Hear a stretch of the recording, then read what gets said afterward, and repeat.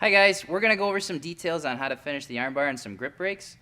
So typically guys, I always tell you when you're doing the armbar not to cross your ankles unless the person is standing up, and that's if we're doing an armbar from our back, okay? However, if I'm doing an armbar here from side control, I want to keep Trevor's arms as a unit, okay? So I actually do want to cross my feet as deep as I can underneath his shoulder to prevent him from turning away. And my hips here are going to prevent him from turning into me so that I can keep his shoulders flat on the mat, okay? So let's go over a couple of grip breaks from here. I always like to start off, if I can, with some kind of key lock grip on the arm, okay? And now you have the option of either trying to grip break towards the legs or towards the head, okay? So first one that we're going to do is towards the head, okay? It's a little bit riskier because if you don't get good wrist control on this, Trevor's going to be able to hitchhiker escape, okay? So I've got my key lock grip. I'm going to start to lean towards the head, and I'm going to pivot both knees in this direction, biting down with my heels. So pivot and start to bite. So we start to go towards the head, okay? I'm going to be taking my outside leg that I was keeping crossed here and coming over the top of the grip.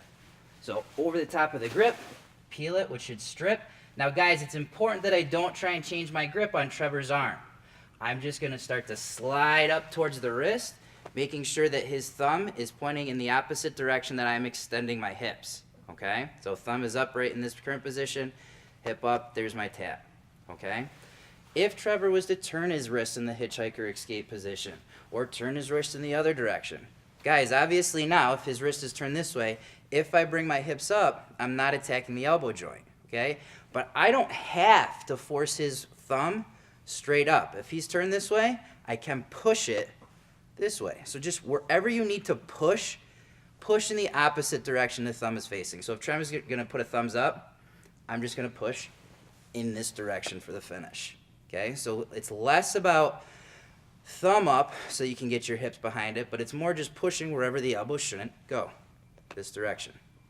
Okay, next one is going towards the feet. So I'm going to switch the Kimura grip to the other side Kimura grip. When I'm ready to go, I'm going to be grabbing my thigh here.